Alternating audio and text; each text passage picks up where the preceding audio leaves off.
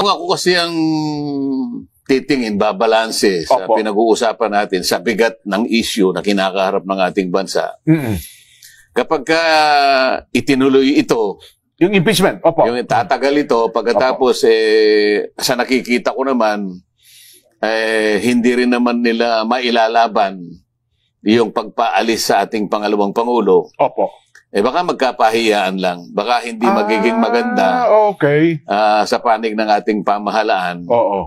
Ganun din ang ganun din ang resulta Ang suma total, hindi rin naman nila mailalaban na tanggalin ng Vice President. Yun po ang para sa akin, makakabuti na itigil na lang. Ngayon, kung anong kaparaanan ang gusto nilang gawin, marami namang paraan. Alam nila. Yun ang gusto nating ipaliwanag sa Biyernes. Kung sakasakaling wala pang makakapagpaliwanag mula ngayon hanggang sa Biyernes. Kasi ang